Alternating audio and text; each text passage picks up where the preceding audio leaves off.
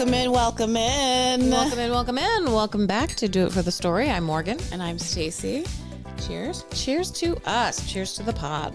Cheers to everybody. Thanks for listening. At the for coming top of back. the episode, just want to remind everybody, if you haven't already subscribed, downloaded on Apple, Spotify, please do that so we can get a little bit of a boost. Rate us. And share us with two people that you know. That would be great. Whoever gets us to 37 5-star reviews, you screenshot that, We're coming to you. DM us, email us, however you want to get it to us. We are coming to your doorstep. We're coming to you. We're at minimum going to send you a sticker. Unannounced.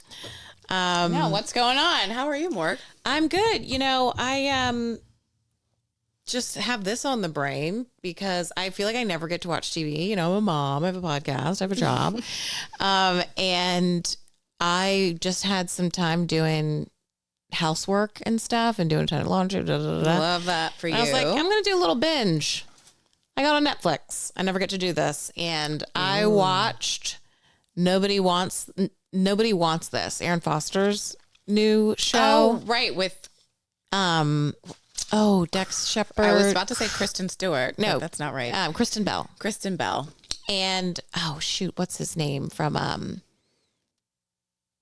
that OC show? Gossip Girl. No, Oh no, he was OC. OC. Sorry. Anyway, Yeah, I forget. But yeah, I know what you're talking loved it. about. That looks cute. So no spoilers because I have that on my No list to start spoilers. tonight. It was fantastic. It was a rom-com that I actually did laugh, and that's what I've always liked about Anne Foster. She's funny. So, Did you watch it solo? Or I watched it solo. It was great. would Total me you? time. I do you would think totally watch it JD with anybody. He would He he would would have enjoy it. He would have enjoyed it. I would watch it again. Yeah, I have that on my list.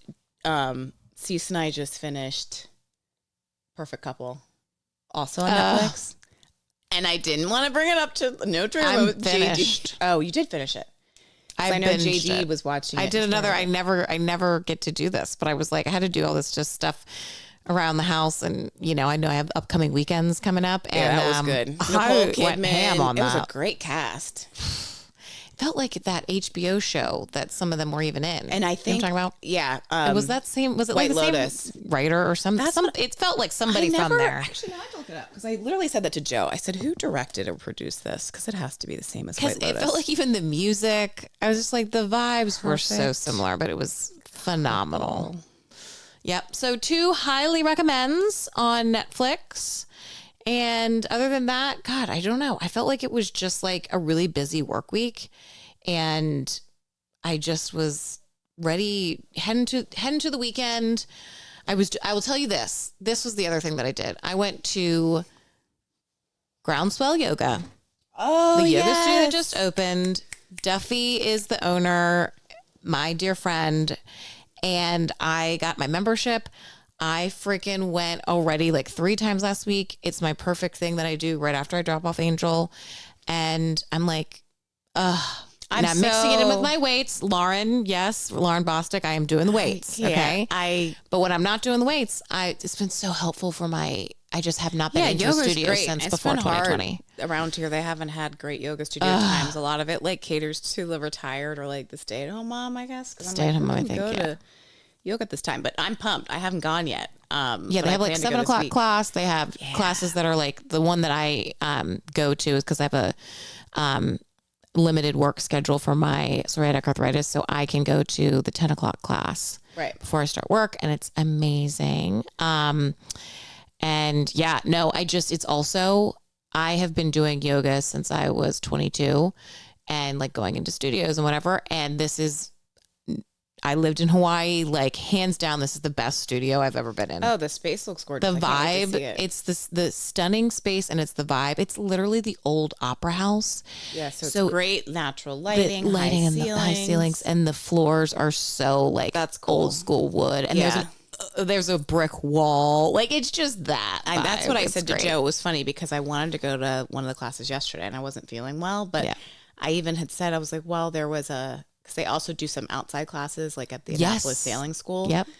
And I said, well, Duffy has a class at 8 a.m. that I would, on a normal, I'm feeling great day. Like I would have loved to go that. And it was at the so sailing good. school. But I said, actually, my mime this week, I feel like I need an in-studio class. You would have loved yesterday, Miko, my friend who Duffy was our yoga teacher trainer, and Miko's class is like a warm hug. Like it's a really great, just like you're slow and low and you're in the positions and you're really like just love that. Yeah. Nice restorative. Yeah. Well, great. Yeah. Well, health is wealth. So, you know. Yeah. I'm so excited that was to go in there, but I'm just saying, everybody get your asses. And then I think we still did make it out on the water. We went out for the last Maritime Museum and Park. September Sunset. That was on Thursday night. Concerts. Yes. We popped over there on the boats and then did a little putz around and hung out at EYC. And I wasn't feeling great. So I said, I had to lean into the rest. Mm-hmm. But like you, if it's nice outside, I'm not going to be in my home. No. And especially at this point, we're in the last weekend of September. So I'm like, give me all the outside time I can get. Like Joe and I literally have been outside until sunset 7. Like every day after work, I'm like, I need to go outside.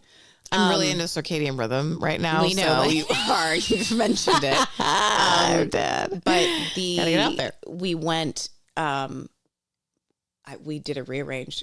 I got my new Pottery Barn chairs. Oh my God. The chairs are gorgeous. I've been dying. I couldn't wait to get them. I needed a little velvet top. They look expensive. I'm not saying that they were, but I'm saying they were an investment piece. They look like they could be have them forever. Like a nice warm, not a cold, like a nice warm boutique hotel. You know what I'm saying? Yeah. Like lounge area. Stunning. I like nice things. I know. I love that. Work hard, play hard, buy hard. No, I'm kidding. Wow, I'm a very guys. responsible person. No, I mean, I just think that they were really. I mean, I'm sorry, they were. I'm sure that they were a good price, but I'm saying my chairs are from Pottery Barn, so I mixed in what I needed. I'm saying they're giving restoration hardware vibes, like really expensive, is what I'm trying to tell you. I don't think you spent a lot of money. I think you spent a totally appropriate. This is our long-term home. Exactly. Yeah. So they're stunning. So we did little rearranging and then also planning for our next little home projects. And yeah, we're in that mode too. Cause like the season change, you got to get it in. Oh, that was the other thing, dude. I was proud of myself yesterday. Got a bunch of inside season change, cleaning out, yada, yada, just freshening. I was like, get rid of this. I still have more stuff that I need to do, but I know, it's all organized now. But the gardens, I also did my trim back. I'm seeing if I can get my kale to come back to life. And yeah, just trimmed all my squash back and ready to plant. It's a season change. Declutter. Go through the closets. Because now everyone, I will say, we should have another topic kind of about the season changes of how to take it. I love a good look in your closet. What didn't you wear? Can you justify why you didn't wear it, that you would keep it, or right. And I had I said the same thing yesterday. I was like, Joe, just as we're going to do this before our next Airbnb guests come, they're coming over boat show. And I was like, found some areas that we totally like need to get rid of these. We don't wear these clothes. We don't wear these, shorts that were great board shorts for Hawaii. Like I'm not wearing those anymore. What are we going to do with them? Hold on to them and then make our kids get rid and of they're it? not right. And they're not worth enough. Like but now at the same time, I was like going through, like just trying to pick out an outfit for yesterday. I was like going through my closet. I was like just laughing at how much of my clothes that I do not wear, but like, I am not getting rid of you. That like DKNY or very like different, like a gown, a specific thing that I'm really into. A t-shirt, right? A t-shirt or like I seriously have some cute like workout shorts, and I'm like, I genuinely don't even use these, so I'm not.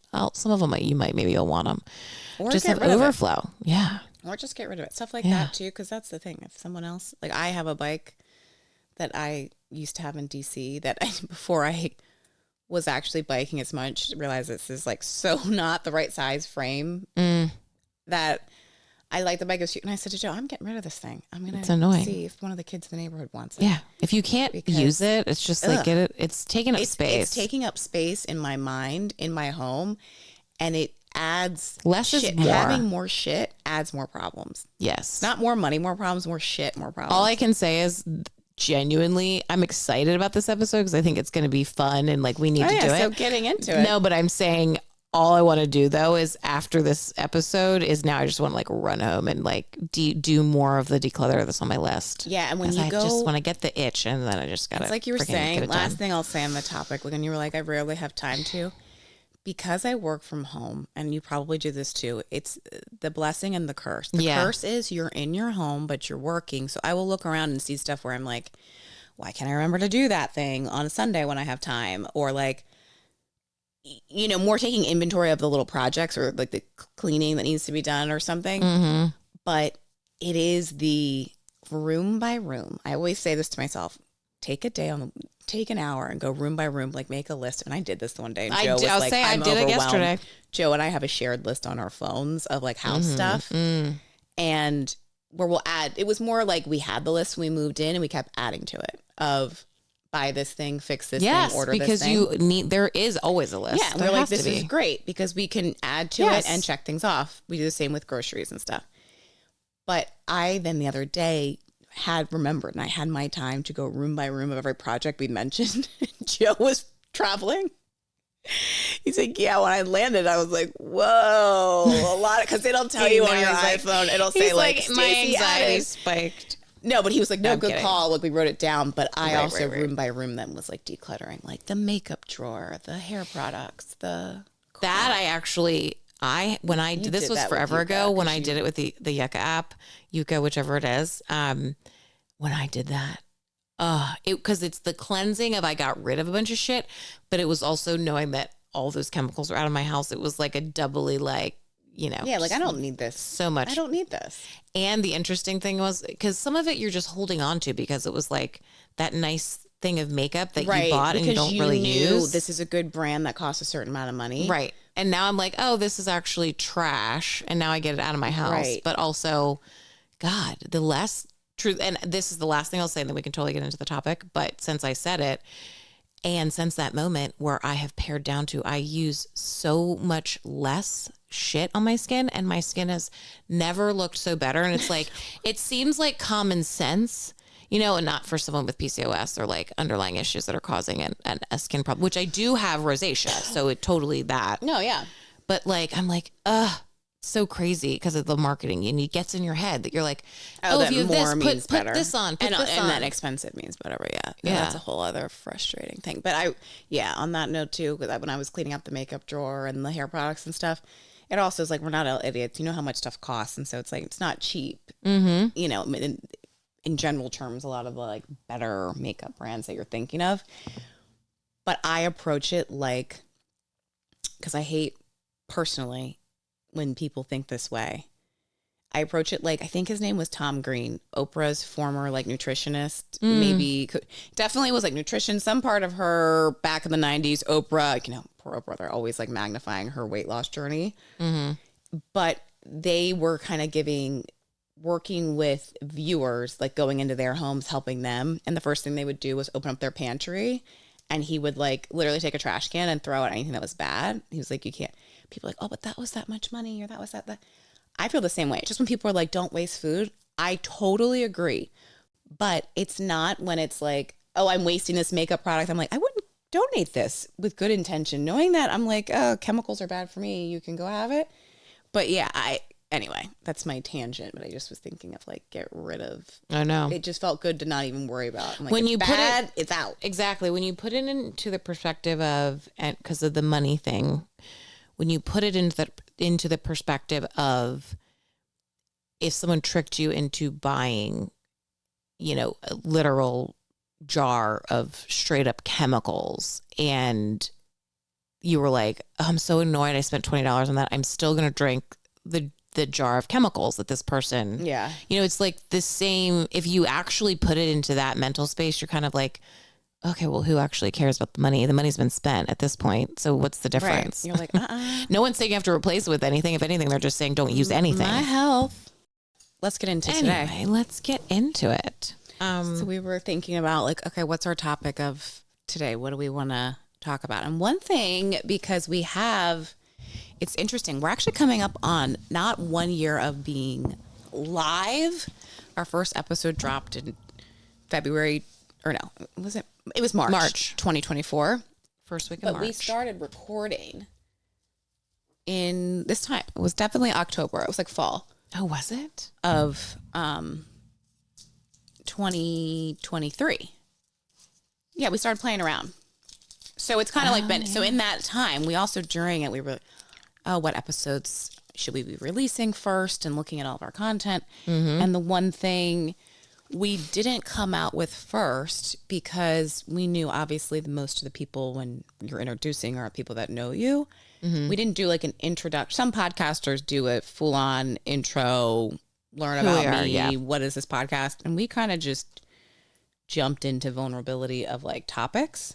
You know, our first one was racist and bigots. You can't sit with us. If you haven't listened, go back to episode 1 where we talk about just our perspective as Black biracial women and, you know, gave a glimpse into our introduction to us from our childhood because we knew in conversation we would reference things and people who don't know us, it's like, let's just be upfront about who we are and all that jazz. So today we thought we'd have a little bit more fun on the get to know with a little bit more deliberate questions and that we'll answer. Yeah. And now that we're further along, you know, that we've posted, 30 plus episodes? Yeah.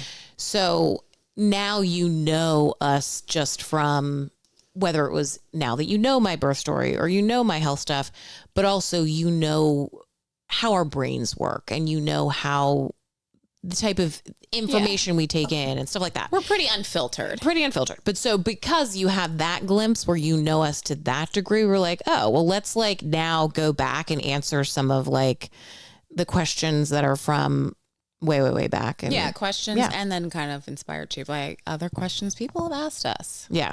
Since recording. Do you want to start first? I was going to say, let me just ask. Because we'll both answer these questions. Yeah, we're both going to answer each question. You start with... I'll ask the first one, you ask the second one. Perfect. We'll ping pong from there. We will popcorn. Popcorn it corporate America. Oh, God. I wonder who the first person was that said, popcorn it to Timmy. Anyway, so what inspired you both to start this podcast? And how did you come up with the name Do It for the Story? Okay, so Stacey speaking, I will answer from my perspective of, so what inspired us both? I think we mentioned it and some other hinted at it. We had both talked about doing a podcast for a long time. Didn't really know what we want the premise to be. It was just something that we kept saying, like, we should do a podcast. And Morgan had a blog back in the day. You had a blog? God, oh my God. I had a blog. You had a blog. Right. I had a blog back in the day. You had a blog first, actually. And we talked about doing individual things and obviously being sisters. We always thought it would be doing something together. So why we started it, but something we always wanted to do. Right. But also remember too, that we always even remember we tried to start that like clothing shop or whatever. Oh my God. And, what else? I mean, just even honestly, I just feel like we were always creative and entrepreneurial. Yeah, creative. And I think too, at least for me, being a creative, I don't get that fulfillment out of my job, my career, which is the majority of my awake hours. And my husband always says this, if you're not happy at work, you're not going to be happy in life. Right. And so you have got to find moments of other happiness if you're not getting it at work, so you can have that balance. Right. It's not just like work-life balance, meaning I work 8 hours, I have this amount of time to myself. So anyway, I needed that creative part of my brain to be flexed. And also, I think it's therapeutic. And so much of what's going on in our lives, we realized it's going on in other people's lives, but we didn't know because not everybody is as vulnerable as us. And we're just natural. Morgan and I specifically are sharers. And I think it was also like, okay, if we can kind of share what we have going on and help other people with their crowdsourcing that maybe they don't have exposure to of us in this sister circle that we naturally have. So yeah. No, and creative, I think, and we're talkers, and we want to share and help people. Yeah, and I think too, it's like I said in the disability episode, just about what Bruce Springsteen was saying in the Renegades podcast when he and Obama were interviewing each other.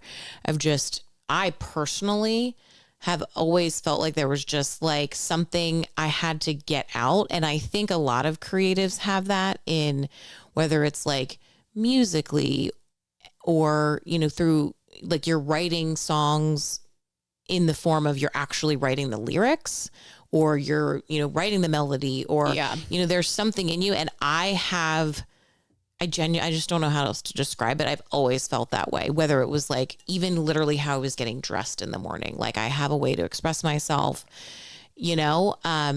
And for me, that and being at a place in life and having enough experiences that I feel confident enough and strong enough and self-aware enough of being like, okay, now I'm ready to actually really put something out there. And even if you don't agree with me, I know my intentions are good and I'm ready to have conversations. Yeah. The why is definitely different than the why now for me. The why now is just like you're saying, like I'm 37 years old. I just give zero fucks. There's been too much stuff it's going on in our lives personally and then everyone's lives as a society that I'm just like, the whole quiet thing to me is so complacent. And I just...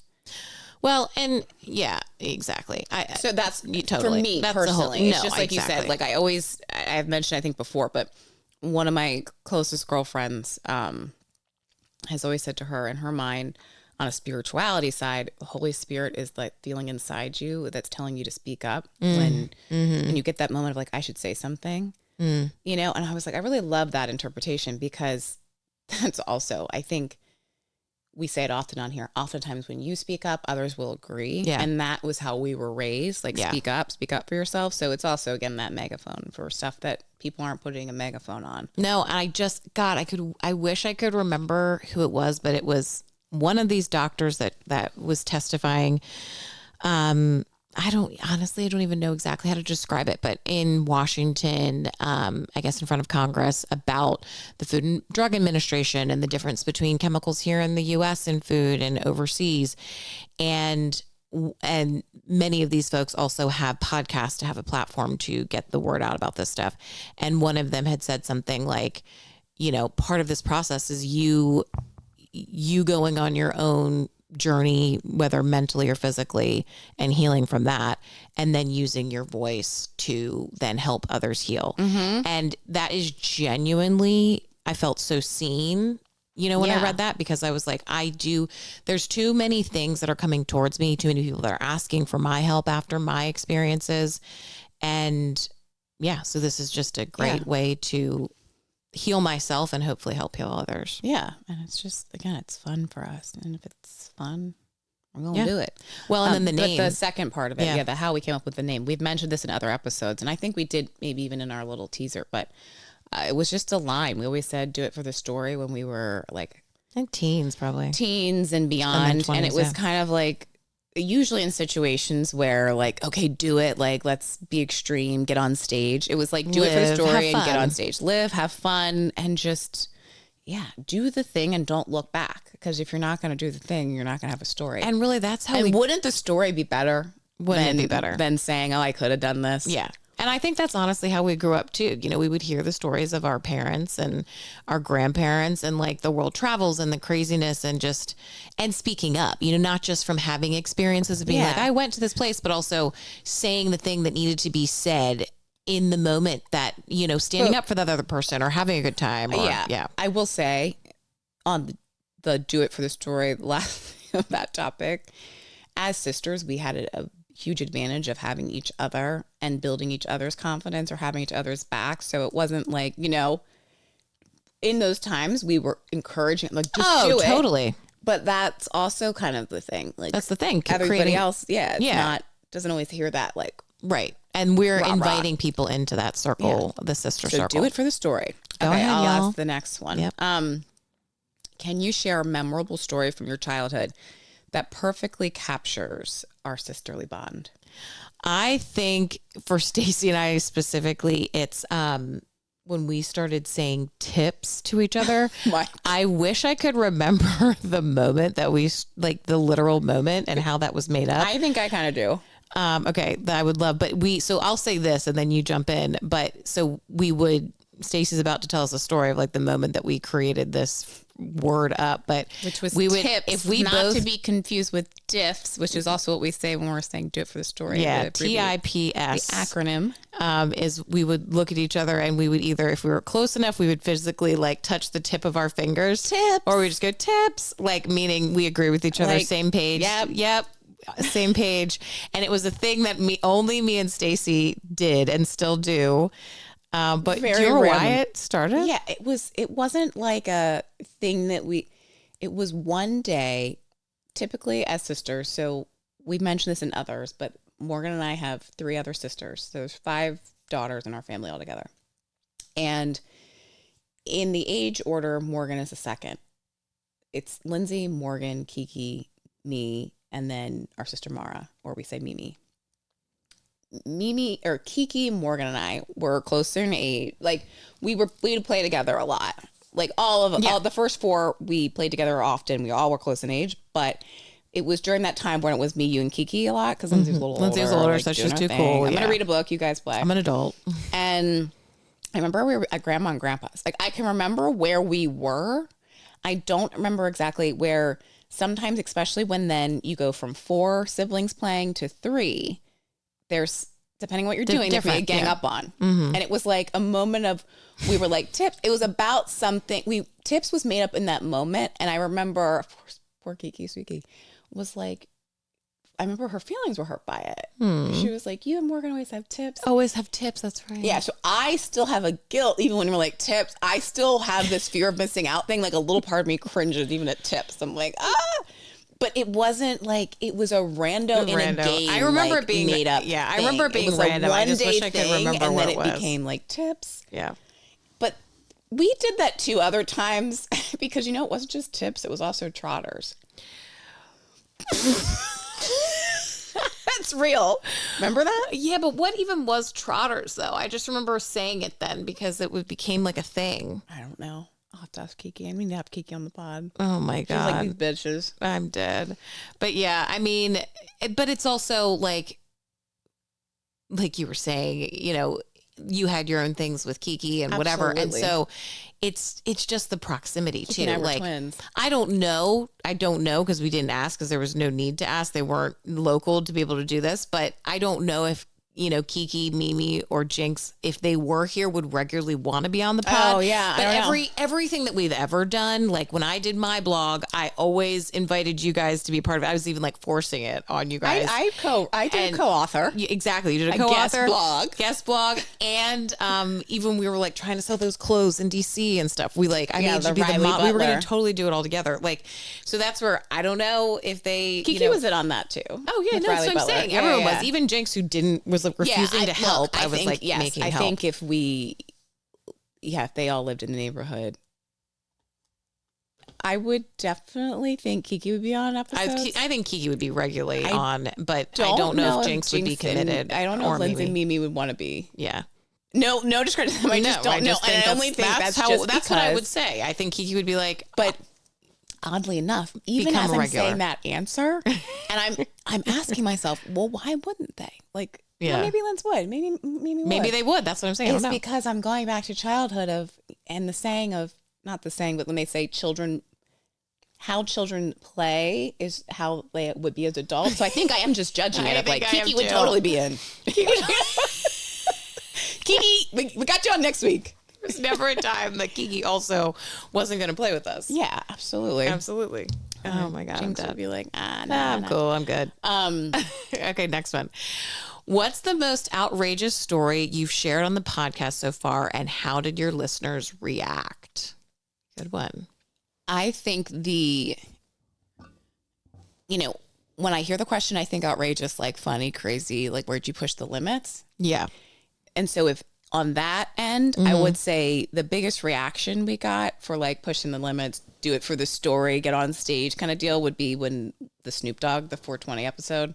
Yeah. We talked about smoking a Snoop. Everybody reacted to that across the gamut. It's great. Everyone loves Snoop. That's why he was the Uncle Snoop Olympic guy. And then the other I would say is the racist and biggest you can't sit with this episode, because it was the first episode. People didn't know what we were going to talk about, and we were sharing about people that we knew only. And the overwhelming response even from people that knew us at childhood that were like, I didn't know this was going on, or like, I did, I'm sorry, or other people that then maybe weren't from childhood that were like, holy fuck. That were like, are you fucking kidding me? Yeah, I had a lot of those that were like, saw oh, the KKK? Yeah. Like in person? Yeah. Oh, like every day. School. Exactly. What are you talking about? Of course. Didn't everybody go to school with KKK? They just don't wear their hoods at school. Next question. But yes, agree. Same. Yeah. Okay. Totally. I was going to say, sorry, I didn't mean to. No need to. I agree. How do you decide, or I guess I can say, how do we, and then I'll ask you, how do we decide which personal stories to share, and are there any topics that are off limits? I feel like I'm responding first to the, are there any topics off limits? Because it's like, now that it's said out loud, I'm not going to stop thinking about that. I would say for me, I would not talk about any at this moment. I am always open to change, but at this moment, I don't think I would talk about any sexual experience I had with Joe. Oh, I was going to say, for me, yeah, it's if they were here, because that, yeah, it's my story, but you can't not talk about your marriage without it. You're talking about someone else's story. That's a partnership. Yeah. And for me, as much as I love Real Housewives, I'm like, nah. I'd be Kendall and Kylie on the Kardashians. Yeah. You wouldn't have my man and my business on the show. No, and that's where I think that's what I'm just like. That's like we talk about. I feel like Joe and Cease and Donahue in a like part of a story, but not like any of our own personal situations. Yeah, no, I'm not going to do that. Yeah. I'm not going to do that. All you need to know is I'm very happily married. Yeah. I think if I was like needing to talk it out, then next thing you know, I'm like getting a divorce. What? You know what I mean? I feel like if you're like sharing like all that shit. Well, that's what I'm saying. I'm not talking about, because I started this off with the sexual. I love I'm not watching talking about like Real Housewives on Bravo. So I'm saying I love it. I love that they have all their tea and drama, but all those women get divorced. Like, seriously, there's so many that it's just so sad. Like when they, I shouldn't say that. The ones that are really so like my relationship. Yeah, when they're really ends up putting being it out like there. womp womp. Yeah. And so I would be like, if you don't watch the Kardashians, I can tell you the older three sisters, their lives are out there. Kim, Khloe, and Kourt, everything, or have been throughout the years. Yeah. The younger two, Kendall and Kylie, literally never have had. I don't think Kendall's ever had a boyfriend on camera. I still don't know who Kendall's boyfriend. I think, is she with Bad Bunny I don't right know now? if she's, no, I think she's technically single, but they always are like, she's still with Bad Bunny, or she's been seen with Bad Bunny and she's been seen with Devin Booker. I just love that she keeps us guessing. I'm like, do you? Yeah. But yeah, and Kylie too. I feel like I don't know who. Sometimes she says who she's with. Sometimes she doesn't. Exactly. Love that. She's with Timothy. What's his name? Willy Wonka. Are they together? Yeah. I didn't know they were still together. Because she doesn't have him film. Oh, of course. I love that. Right. She doesn't need to. Well, you asked me the next one. Oh wait. The personal stories. Okay. So and how do you decide which personal stories to share? We've said that before on other ones a little bit. Not that we can't, but I was just meaning like if something's going on. Yeah, I think we always kind of are. Someone actually asked me this the other day. I've actually had a couple of people ask this, so this is good that we actually put this down. But we started off when we were like, we're going to do a podcast by just first being like topic dump, and then we were like, okay, we're going to pick like from there. We picked our top 10, and then our top whatever that we recorded in the beginning. So we started off with a huge running list, but in the day to day, our WhatsApp back and forth to each other is always just like, hey, also this random idea. And then we will just track it into our topic. Yeah. Like, we have a topic list. And then also just something that's going on with us. There's certain topics, like we said last week, or the week before, I forget when it dropped. My disability episode, we had said that we like always knew that we were going to record that, but we also know certain things are so vulnerable and personal that there's certain moments that we can record them. There's certain moments that then that episode can drop.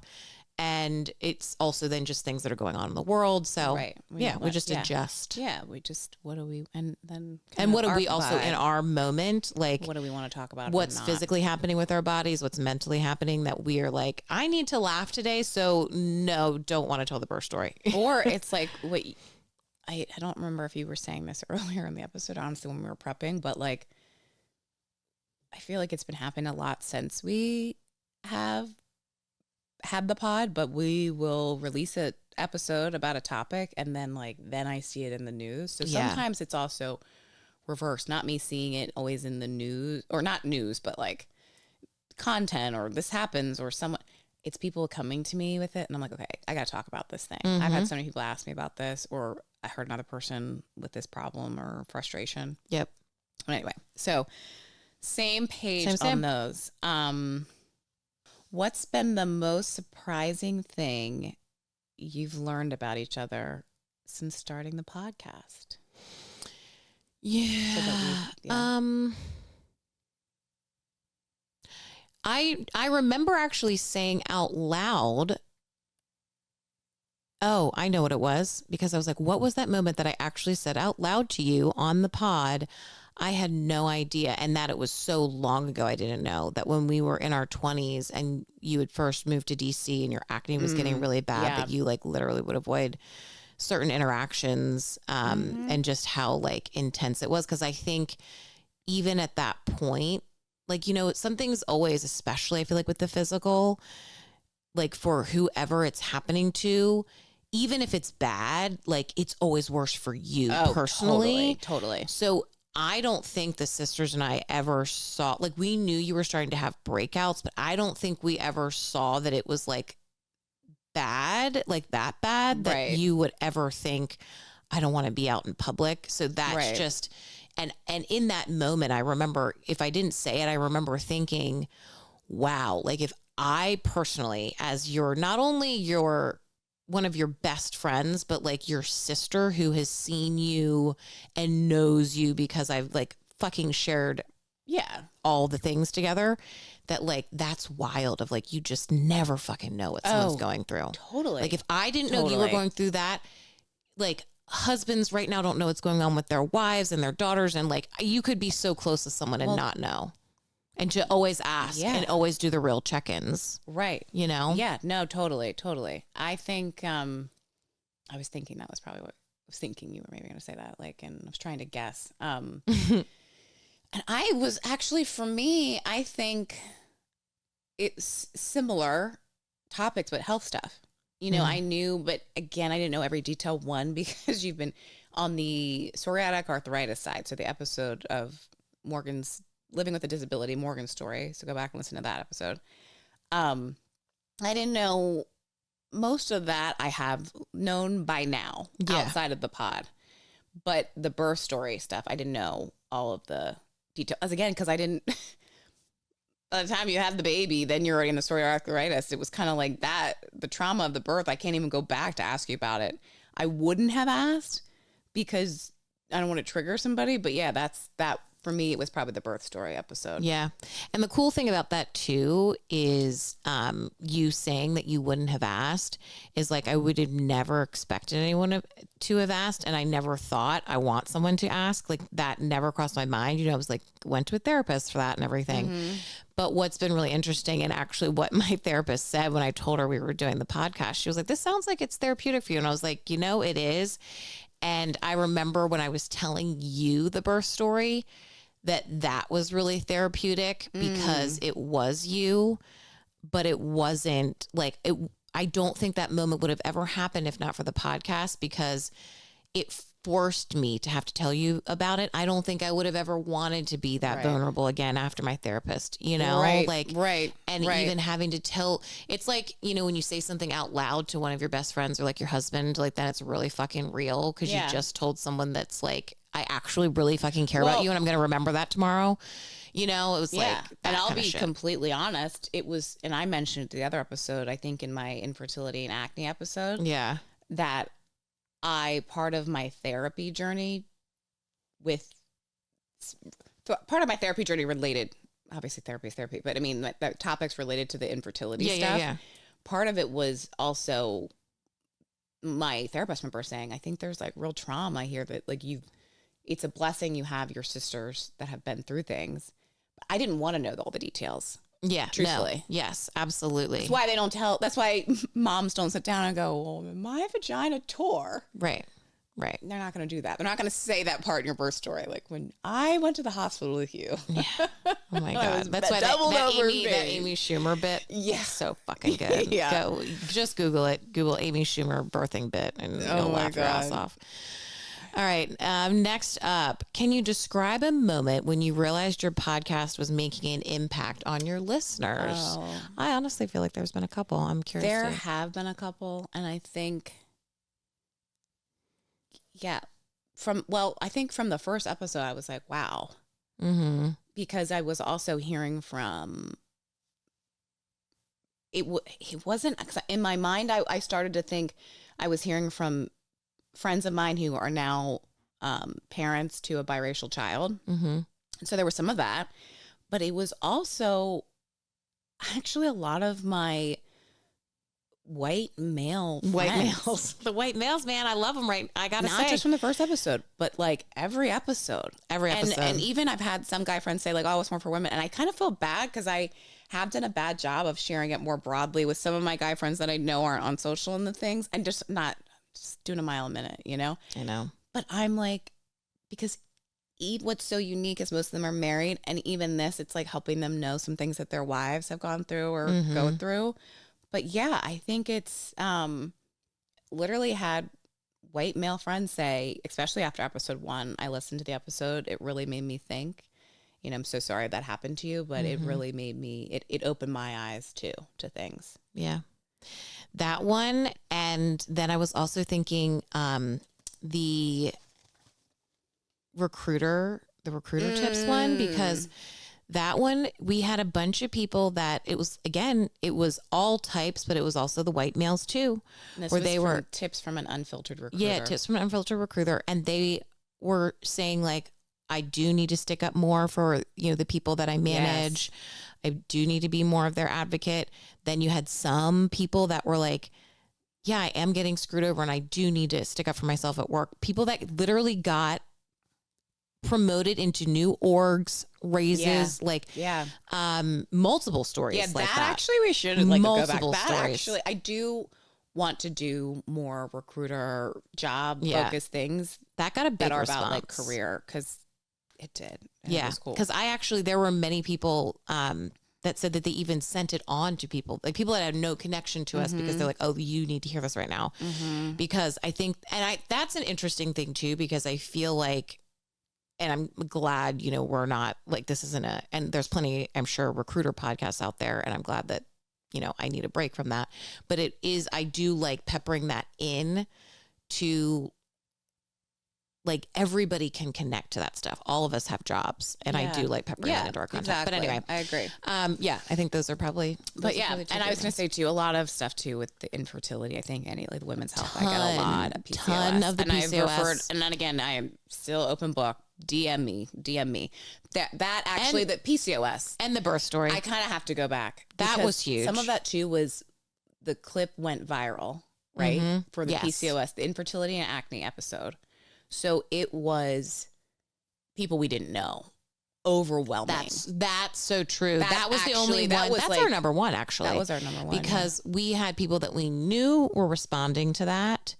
And then it was a lot. Tons of strangers that were commenting like everything from great ideas to I feel seen to. Which I realized the other day too. I was thinking that like we don't have a social media manager. If you want to do one, we would love volunteer hours. Yeah. Oh my God. No, but it was like a little overwhelming even replying to all the messages. But we did. Yeah. Okay. How do you balance being candid and witty while discussing sensitive topics like, you know, fertility and race? Well, I think we grew up in a household where laughter is medicine. You know, I think Trevor Noah said it best. What did he say? He says laughter is medicine. Oh, that's his thing. No, it is. And, you know, just like Trevor Noah, loved his book. You know, especially when you grow up in a situation where your home is your safe space.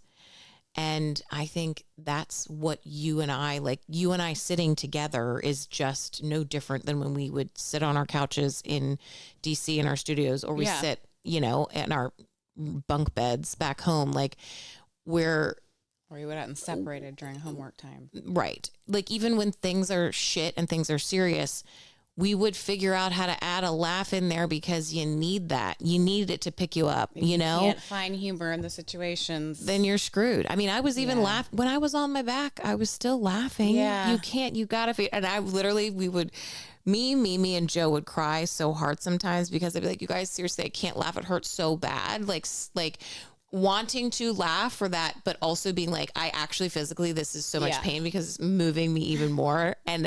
But you know, it's like that release sometimes is all it's like you said, got. The opposite of laughing is crying. And then when you're like, I just can't anymore. I need a break from that. And that's what, you know, I think they also talk about that a lot with grief, that sometimes people will like laugh when something is terrible. And I'm like, yeah, but that's a coping mechanism. Which is mine to a T. That's mine to a T as well. Whew, like people don't take it seriously sometimes because I'm like, you know, it is what it is. I had some times where I remember as a kid, I told mom something that I had heard at school that was like totally serious. And I was laughing my ass off. And she was like, why are you laughing? And I was like, I just don't know. Oh, yeah.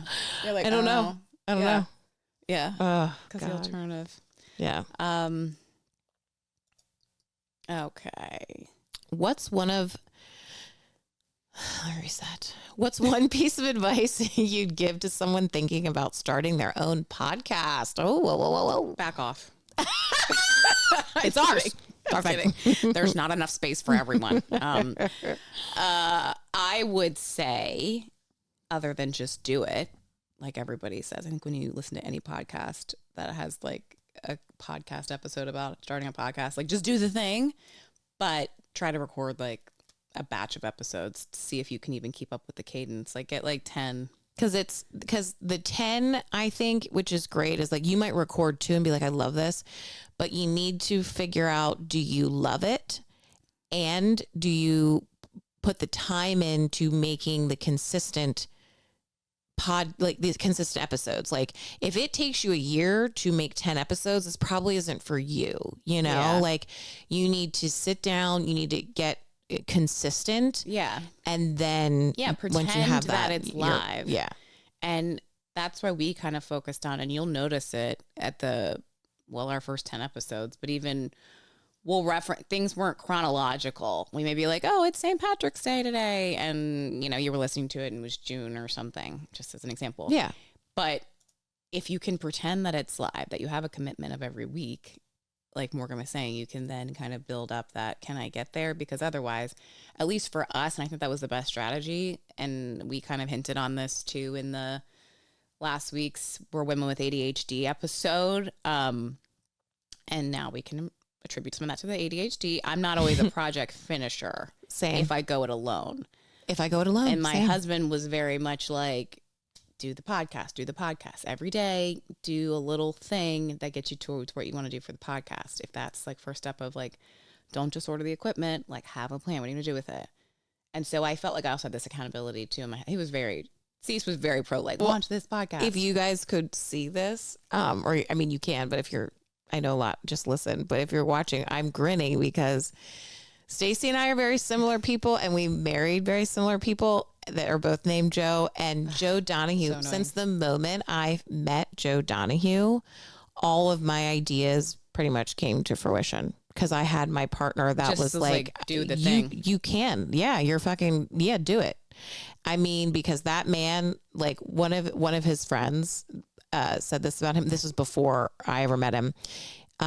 He moved on to a sailboat and in Annapolis, right at the end of his time in the Navy and when he was getting out. And he had said it to this friend that also it was the Navy. Navy Joe wife Donahue was in the Navy. When he got out of the Navy, moved on to the sailboat. Yes. And one of his friends said, this was one of his good friends' wives said, you are that person that if you say it, you do it. And it happens. She was like, you said to me like a year ago, I'm going to move on to a sailboat. And then here fucking you are, living on a sailboat. Yeah. She's like, so many people say these things and don't do them. Yeah, that's how Cease is. And you do it. And so it's just, it wasn't only that I was inspired by the fact that Donahue would start something and finish it, but that he was always a backer for me to finish it. He was always partnering up with me to that's get how it I felt done. with Cease. It was accountability, not where he's like, "What'd you do today?" We have it on the list, but just genuinely took interest in and such support in what I wanted to do. It wasn't just support, like, that's a great idea. He was like, you should. Like, you and your sisters, like, to me, your voices are your superpower. Like, the way you guys communicate with people, the way people look to you to communicate, the way you are in social situations of, like, how you work a room. He was like, not everybody has that. You naturally are gifted with how you communicate with others and to others. Right. And so I said, you right, baby. I said, you right. I'm doing the damn podcast. We're doing it. And so that's why you are my husband. You know what the big thing was, I think, too, is that when that happened, I said, yes, we're doing it. But you were like, okay, I'm going to order the equipment. And that was a big thing. Well, you know what else was funny? And I'm like, not to tangent. I was thinking of this yesterday. So it's interesting that we didn't, again, plan to do this episode. And this question was coming up. Yeah. What also, I think I was thinking about this in relation to the ADHD thing. When I listened to the episode last week when it went live about the finishing stuff. Yeah. It was also when I went to the psychic. Remember? I totally forgot about that. Wait, what the fuck? What would she say? I forget, actually. No, I remember that she said... I'll go into it deep. We'll talk about another episode. Because we can always talk about it freely and then we can cut it. Because I don't remember and I want to know what should be on. Well, first, it wasn't just that what she said. It was that other people were in the room for the reading. My best friend since childbirth, literally, and his husband. Then... other best friends since high school. Actually, he didn't hear it. He was getting a reading. But I was with their partners. I was with one of my best girlfriends since, DC days. Yada, yada. People that knew me from different stages of life were hearing this. And before she got to the, like, what you should be doing in your career, because it was just a reading. It was like, let me see if... And she didn't know anything, because people are always very curious about this. You sat down. I sat down. You walked in, no appointment. It was a group of friends. Was no there appointment. No appointment. No appointment. Okay. No appointment. Okay, we now were go. like, hey, it's a rainy day. We're going to do something funny. And so there was different options of what you could do. And I said, I just want to do the reading. It was supposed to be, it wasn't a pomp. It was just like her literally reading, sitting like there your aura. Across from me, like you and I. Is she holding your hand? Nope. Wasn't touching me. She's sitting across from me and she's just telling me about myself. Okay. Do you remember what she said? Because I want to know. Yeah. Yeah. Okay. And I will say first, before I even tell you the things, the reactions of all those other people was holy shit. Okay. They were like, your reading was dead on. Like, wait, now you got it. So say it, because I'm freaking out. She was like, you're someone that when you enter a room, and again, this is not in the order of what she said the things. I'm just grabbing all the... You're someone that when you enter a room, like, people are attracted to your energy, but it's also that they really, like, if your energy shifts, it impacts people. And I'm like, story of my life. You need to stay up, like, are you Stacey? okay? And I have to be up. We're up. We're happy people. Okay, move on. You're right, energy. She also said that people come to me with their problems and advice. They look to you as a North Star, even if it's not something that you have like experience in. They want to know what you think. Okay. And I'm like, true. She also said I was an earth angel, which whatever. I don't know. Yeah. She said you're someone that you're very successful in the things that you do. When you get something done, you'll do it. You're like a reliable person, but you should not be sitting at a desk anymore. You have a kind of career that you are so outgoing. People are drawn to you. They also are drawn to what you have to say. You're not supposed to be, the job that you're doing is not what you're always going to be doing. You are going to be, she's like, I see like a lot of people around you. Like you're traveling to do things like where you be doing like engagements or you're like, she's like, you are, in a past life, you were a journalist. Swear to God. I had chills. I kind of right now. She's like, in a past life, you were a journalist. She's like, you were a writer, but you were a journalist. You were asking people questions. You were getting to know people. You were getting information from them, and they were willing to give it to you. And now people trust that in you. They get that air. They want to come to you with their problems. They know you're someone that will listen, but also that will talk to them. And then that was like the big thing. That's when she started. And I was like, and wait, there's more? And I was very, you know me. Wait, keep going. Wait, there's I will more? say what I said. People are like wondering. I won't go into the research that I've done. Improv. She knows how to keep a straight face. Yeah, but also like read about rhetoric and stuff and took rhetoric classes in college where I was very aware of my body language, all that. Yeah. And I just was looking her eye to eye and I would go, okay, interesting. Mm-hmm. Okay. I was giving her nothing. I wasn't looking left. I wasn't looking right. I wasn't looking for anybody. I had my hands just folded in my lap. Yeah. You know, I was like, I'm stone cold. I'm dying though. What's the rest? But that was basically what it said. She's like, I just see you to be in a career where like you're able to, like, basically she essentially said, because I remember specifically, Chris was like, okay, that was crazy, right? Like your reading was dead on. And that was the consensus. It didn't say like, we walked out of there and everyone was like, okay, what'd you guys think? Everyone immediately, he was like, Stacey's was so accurate. And James was like, I agree. And like James has known me in and out my entire life. You know what the funny thing is that I have absolutely heard this story. I do remember like the second, but I, forgot all the details. And I definitely forgot in the last 5 months that you did that. 6 months. I kind of had too. I'm like, and now that we're at this moment where it does feel like just things are starting to cook with the pod, and oh my God, it's hilarious that you were thinking but that was everyone's reaction. And James was like, yeah. And who is my best friend who's like, honest and knows me, but it was also like out of the two, as we joke, like I'm the pushing the limits. He's coloring inside the lines. He was like factual in his like attorney way of like, no, like, that was weird. Oh my God, I'm obsessed. Okay, let's go to the next one. But yeah, so that was, oh my God. Do it. I'm not saying go get a psychic reading, but I was thinking about that as being like, no, that was a great tangent. That was a great tangent. I don't care if that falls with the questions or not. That made sense. Okay. Totally. Great. Okay. So if you could have any guest on your podcast, who would it be and why? Okay, I've told you guys this before and I still have the same reaction. Like I can't help this. This is who comes into my head immediately because I'm just thinking like it would be a friendship. We would then be connected and it would be like, I just want that. I am obsessed with meeting new people that become a deep connection, And so I just immediately think of Fancy Haygood and Christian Soriano. Like, I'm sorry.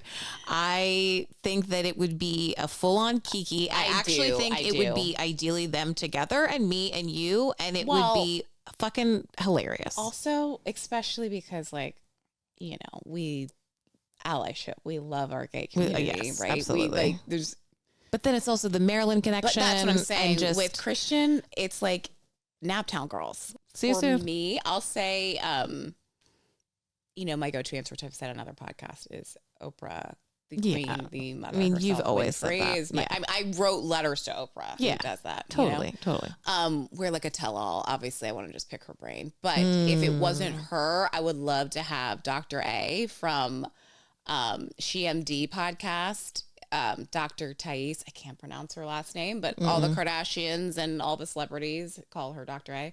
She's just like a world-renowned OBGYN who I feel like is the God, to get her in a room. I'd be like, just tell me what to do with all these fucking diagnoses and whatever. It would be so helpful for you on a personal health journey, especially the fertility but also, side. I feel like, yes, all of it, like the PCOS, the fertility, all the things.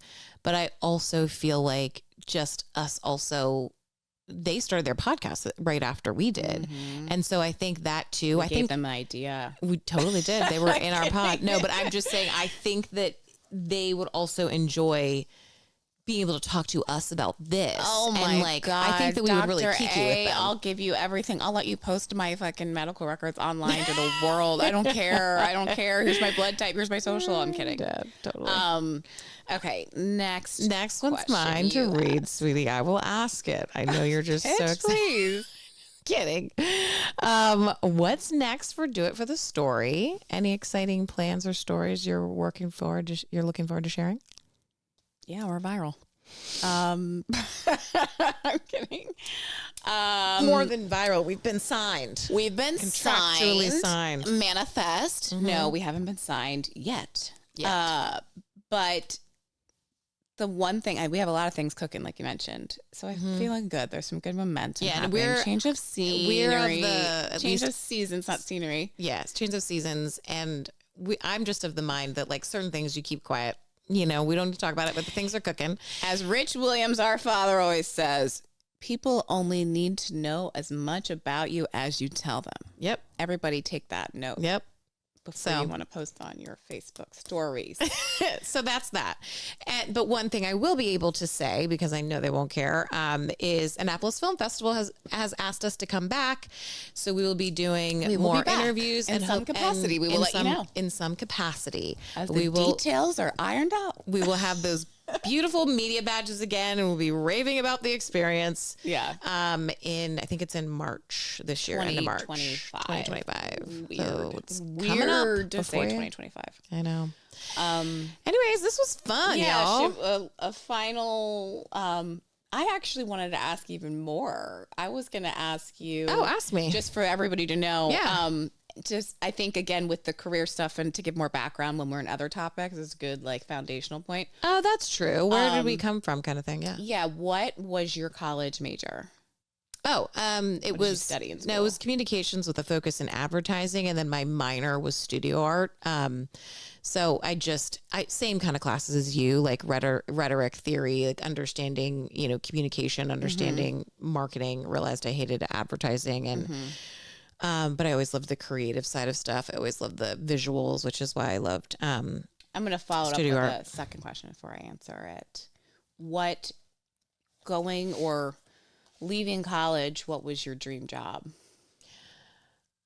I think it probably would have been something in fashion. I'm not sure what specifically because it was such a different time then. I think you would have. That's what's so sad, like you're saying, not knowing careers. Sorry, I didn't mean to cut you off. I think you've been a great buyer. Yeah, I think I know is a hard career being now. Yeah, it is a really hard career, which is why I don't regret not going to or styling. I'm not saying that I think it would have been styling. I think if I had gone styling, that would have been my ideal. But I'm also I don't know. I just think you end up where you want to be. I don't even necessarily think of it as what's meant to be will be. I think though that creatively, even doing this podcast, I think that my feet are going to fall where they were always supposed to land. But I do think it would have been fashion. If Google had been a thing, if reality TV had been a thing, when I was a kid, I think it would have been so aware of all the jobs in fashion that I definitely would have had a job in fashion. Yeah. It was just so, I agree. It seemed so foreign and far away because there seemed like there was no access and I wasn't represented in anything and, yada, yada. Yeah. Yeah. I think now if I was in college, what I would be doing, and it's I would definitely be going into, I think I would have been a similar major. Which my major was mass communications with my concentration was journalism and new media. New media just meant online for the web, right? And then my minor was electronic media and film. So my dream job, I thought, would have been being a reporter, being the next Katie Couric. Yeah, I was Today's Show. I'm Oprah. I want to have the mic. I want to interview you. Yeah. Once I did the internships, shout out to WMAR, ABC2 News, Baltimore. And I was doing the writing on the web thing because it was just the reality was the industry is going this way. I was I'm not the writer. I don't enjoy that. And I realized that this is not for me.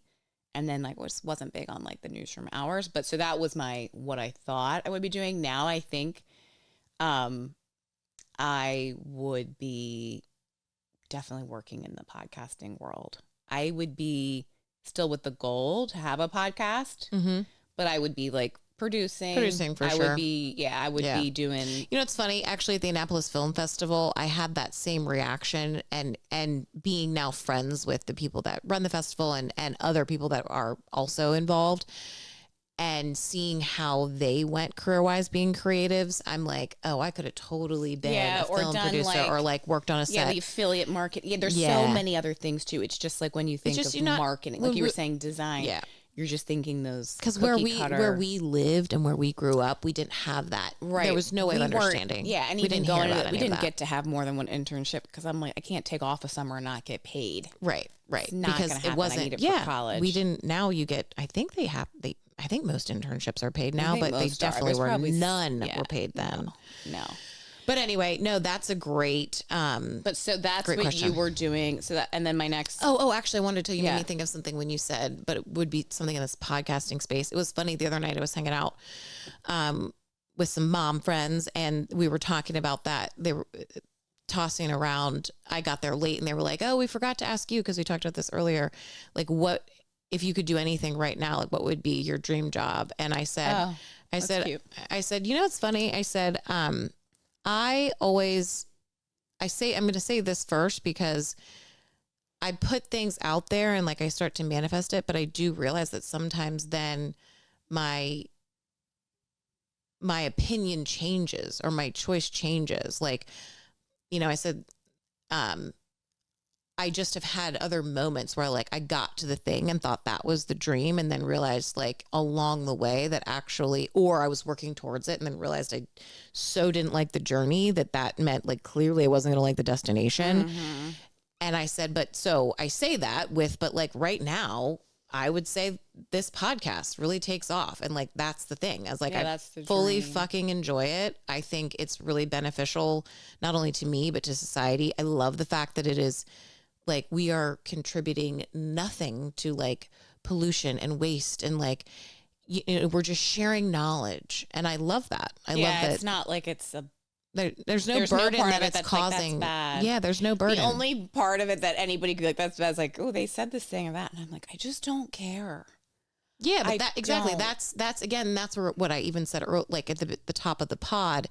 But now I know that my intentions are good. I might have cared in my 20s if someone was like, fuck you, you said that thing, because I think I was still second guessing my opinions. I'm not saying my opinions don't change now in my 40th year of life.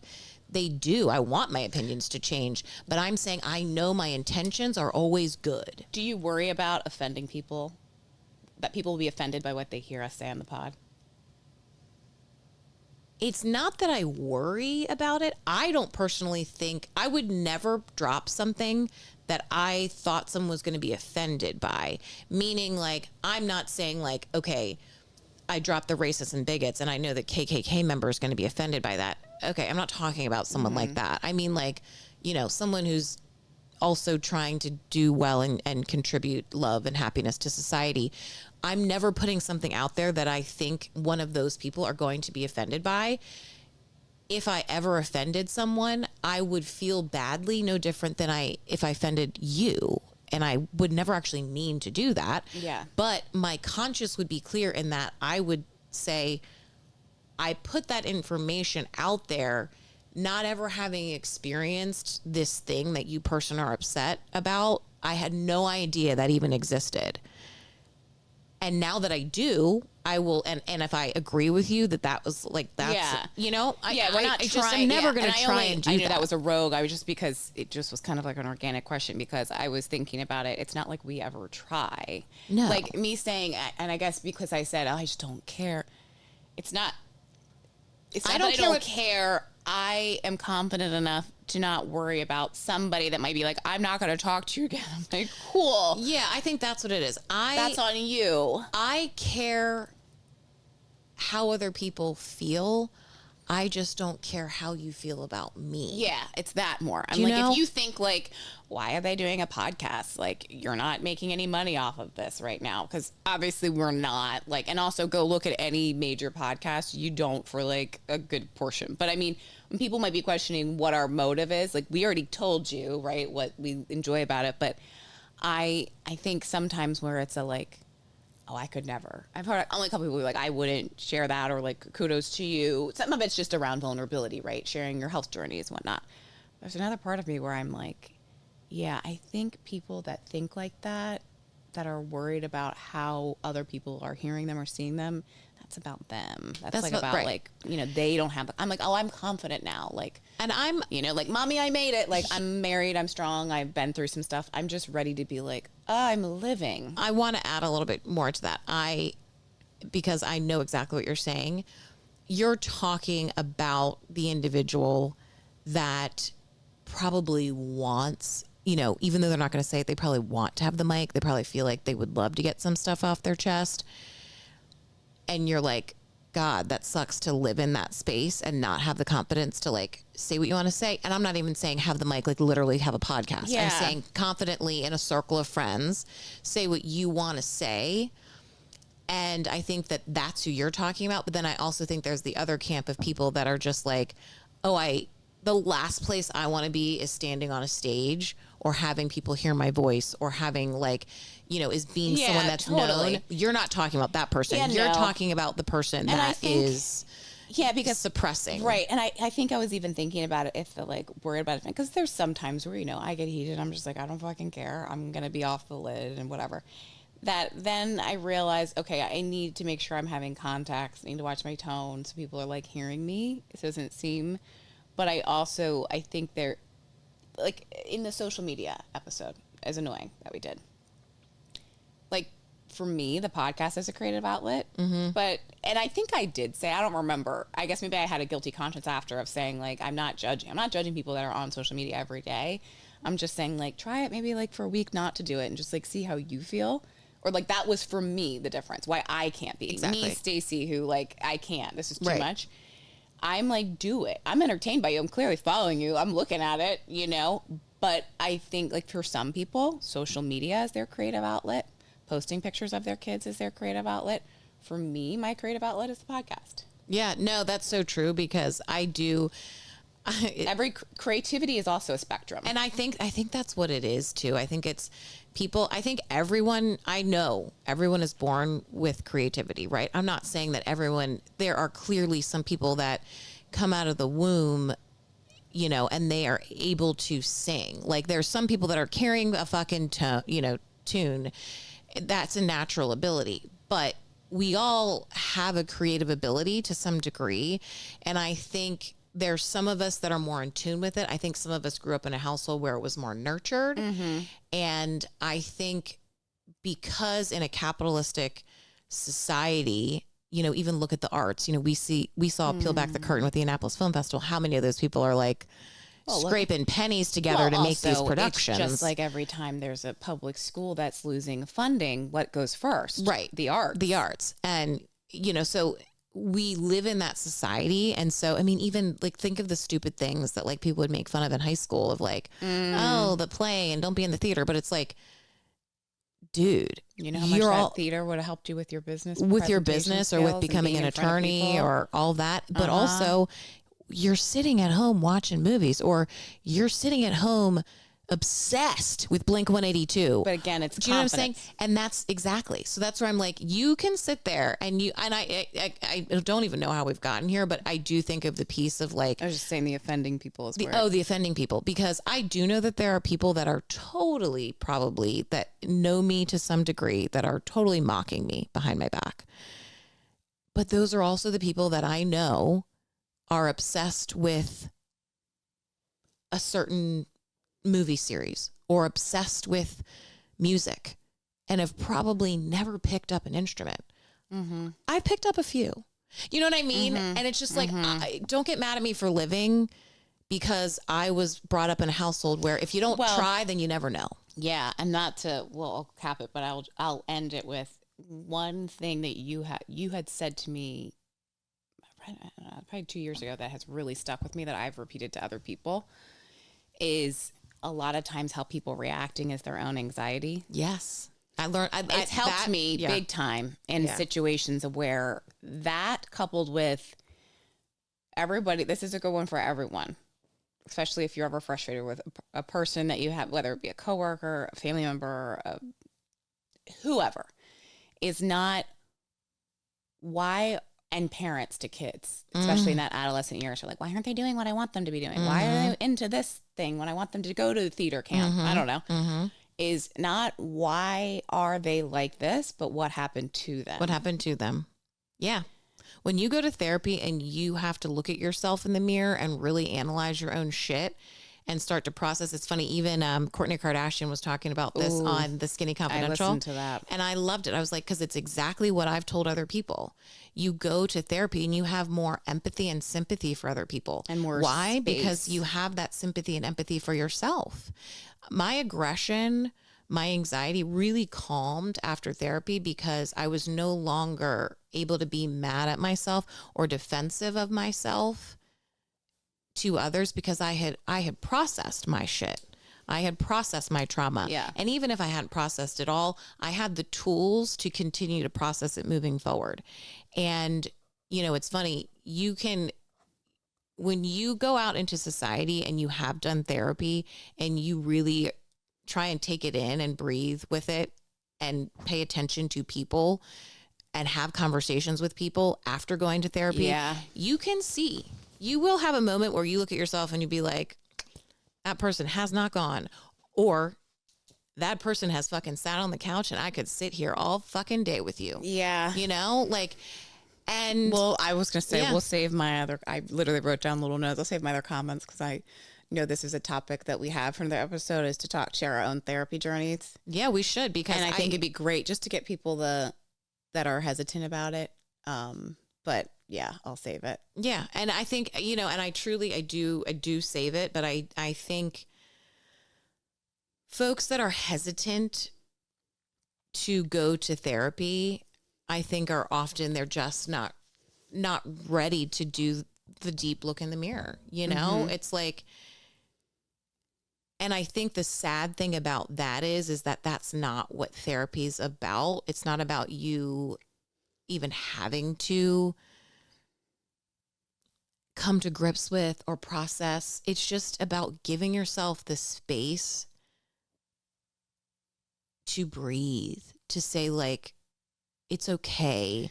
You know, it just helps you be more introspective and, like you're saying, understanding others, because we don't talk enough about how our minds operate and think and how we process things or how events can affect and impact us. Trauma isn't just blunt force to your head, you know, it's interactions, it's moments, it's a parent not picking you up from school on time, like every day. And this is not I'm just using an example of something that's like considered to be trauma is a wide ranging term. Some trauma is bigger than others, but they like say in therapy, we say little T and big T, you know, like we understand there's varying levels, but it all does add up and it all matters. And I think it's just, I don't know.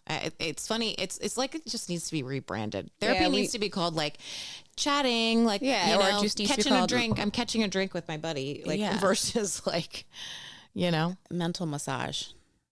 Yeah. I'm just having a mental massage. I'm going to go get a back massage. I'm getting a mental massage. Yeah, totally. I love that. Yeah. But anyway we can probably end there. I just wanted to add in a couple other, because I think it's always nice to know, like, probably the recruiter in you, former recruiter oh my in God, me, we wouldn't even have talked about where you, like, I like to know what somebody went to school for, what was their dream job. That's a great one. I always ask that. I used to always ask that, like, you know, in an ideal world, when you graduated college, like, what were you going to be doing? Yeah. And because I think, you know, it can change. Well, and that's, I was going to say, because it can change. And that's the thing that, and here I am working in tech.